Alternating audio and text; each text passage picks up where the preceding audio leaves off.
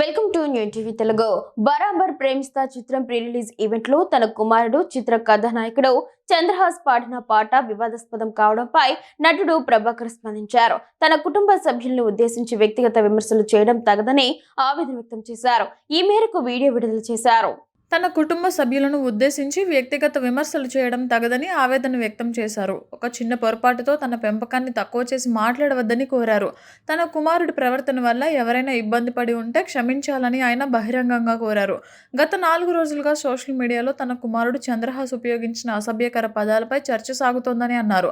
తన కొడుకైనా మరెవరైనా ఇలాంటి పదాలు ఉపయోగించడాన్ని తప్పు అనే చెబుతానని అన్నారు. ఇలాంటి వైఖరిని తాను ప్రోత్సహించనని స్పష్టం చేశారు. ఈవెంట్ పూర్తయ్యాక తాను బహిరంగంగా కాకపోయినా వ్యక్తిగతంగా తన కుమారుడికి అలాంటి పాటలు పాడకూడదని చెప్పానని అన్నాడు. ఈవెంట్ రోజు కూడా తాను మధ్యలో హాజరయ్యానని అన్నారు. తప్పు చేసిన వారిని శిక్షించాలనుకోవడం తప్పు కాదని, కానీ వినకూడని పదాలను మరికొందరికి వినిపించడం బాధ్యత అనిపించుకోదని అన్నారు. ఆ పాటలో 2-3 అసభ్యకర పదాలు ఉంటే దానిని చూపించి అవతలి వారు 20-30 అసభ్యకర పదాలు ఉపయోగిస్తున్నారని ఆవేదన వ్యక్తం చేశారు. ఆ కార్యక్రమంలో తన భార్య, కూతురు లేకున్నప్పటికీ వారిని లక్ష్యంగా చేసుకున్నారని అన్నారు. తన పెంపకం గురించి కూడా చాలా మంది ప్రశ్నించారని, కానీ ఈ ఒక్క కారణంతో పెంపకం గురించి ప్రశ్నించడం సరికాదని అన్నారు. తన కొడుకు తప్పును ఎత్తి చూపడాన్ని తాను తప్పుపట్టడం లేదని అన్నారు. తన కుమారుడి తీరుతో ఎవరైనా బాధపడి ఉంటే క్షమించాలని కోరారు. జేడీ చక్రవర్తికి, జేఎంసీ పరాంజీకి కూడా ఆయన క్షమాపణలు చెప్పారు. గత 4 రోజులుగా ఇంటర్నెట్లో, సోషల్ మీడియాలో విపరీతంగా వైరల్ అవుతున్నటువంటి విషయం బాబు చంద్రహాస్ వాడిన బూతు పదాలు, దాని మీద విశ్లేషణలు, వారి వారి అభిప్రాయాలు, వాళ్ళు తిరిగి బూతులు తిట్టడాలు ఇవన్నీ జరుగుతున్నాయి.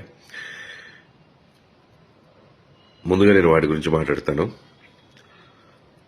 బూతులు మాట్లాడడం అనేది పబ్లిక్గా నేనైనా నా కొడుకైనా ఎవరైనా సరే తప్పే. డెఫినెట్గా దాన్ని ఎంకరేజ్ చేయను. అండ్ ఇది ఫంక్షన్లో ఆ రోజు నేను సగం పాట అయిన తర్వాత అక్కడికి ఎంటర్ అవ్వడం జరిగింది.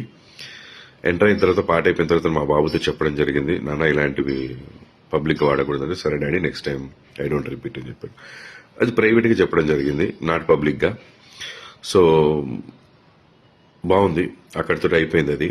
బట్ అది లైవ్ కాబట్టి లైవ్ కొన్ని ఛానల్స్లో వెళ్ళిపోయింది. బట్ అప్పుడు లైవ్ చూస్తున్న వాళ్ళు తక్కువ మందే ఉన్నారు. ఒక 1000 పీపుల్ ఉండుంటారు మొత్తం చూసిన వాళ్ళు.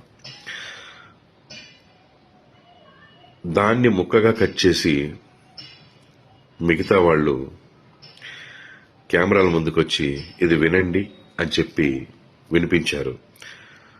నా విన్నపం ఒకటే, మీరు తప్పు చేసిన వాడిని శిక్షించాలనుకోవడం తప్పు కాదు, కానీ ఆ ఇదిలో పడి మనం ఇంకో తప్పు చేస్తున్నాం, ఇంకా ఎక్కువ మందికి వినిపిస్తున్నాం వినకూడని మాటల్ని. అది చేయకుండా ఉంటే బాగుండి అనిపించింది. నేను ఓకే, మనం బాధ్యతగా ప్రవర్తించాలి అని అనుకున్నప్పుడు సమాజం పట్ల ఎక్కువ మందికి ఇది వినకూడదు, ఎక్కువ మంది ఇది వింటే పాడవుతారని ఫీల్ అవుతున్నప్పుడు దాన్ని తీసుకొచ్చి మళ్ళీ మనం వీడియో ముందు వినిపించడం అనేది అవసరం లేదు. దానికి లీగల్గా మనం ఏ యాక్షన్ తీసుకోవాలో తీసుకోవచ్చు, మనం ఎలా బుద్ధి చెప్పాలో చెప్పొచ్చు, ఇదంతా చేయొచ్చు. ఆ వీడియో చూపించి మాట్లాడడం ఒకటే కాదు, దాంట్లో 2-3 బూతులు ఉంటే మనం 20-30 బూతులు మాట్లాడుతున్నాం, 100 బూతులు మాట్లాడుతున్నాం. దయచేసి మేల్కోండి. సమాజాన్ని ఉద్ధరిద్దాం అనే ఒక ఉద్దేశంతో బయలుదేరి సమాజానికి ఇంకా నష్టం చేస్తున్నామేమో, అది ఆలోచించండి. అండ్ ముఖ్యంగా అక్కడ నా భార్య కానీ నా కూతురు కానీ లేరు, వాళ్ళు చెన్నై షూటింగ్లో ఉన్నారు. ఆ విషయం తెలియకుండానే చాలామంది చాలా మాటలు అన్నారు వాళ్ళని. తప్పం, అది పెద్ద తప్పు. ఏదైనా తెలుసుకుని మాట్లాడాలి. ఇంకో ముఖ్య విషయం, నన్ను కూడా చాలా మాటలు అన్నారు. పెంచడం రాదా, పద్ధతి తెలియదా అని. నేను నేర్పించిన పద్ధతులు, నేను నేర్పించిన సంస్కారం, లేదా నేను ఎలా పెంచాను అనేది ఈ ఒక్క పదంతో మీరు డిసైడ్ చేయకూడదు. నా బిడ్డ టాలెంట్ చూడండి, నేను ఎలా పెంచాను. ఈ రోజున బరాబర్ ప్రేమిస్తా సినిమా చూసిన వాళ్ళు ప్రతి ఒక్కళ్ళు చెప్తున్నారు అద్భుతంగా చేశాడని, డాన్స్లు అద్భుతంగా చేశాడు, యాక్టింగ్ అద్భుతంగా చేశాడని. ఎంతో మెచ్యూరిటీ ఉన్న వ్యక్తిగా మాట్లాడుతున్నాడు అని. సో తప్పుని నేను సమర్థించట్లేదు, కానీ తప్పుని ఎత్తి చూపే పనిలో పడి మనం ఎక్కువ తప్పులు చేస్తున్నామేమో, సమాజానికి ఇంకా ఎక్కువ హాని చేస్తున్నామేమో అని అనుకుంటున్నాను.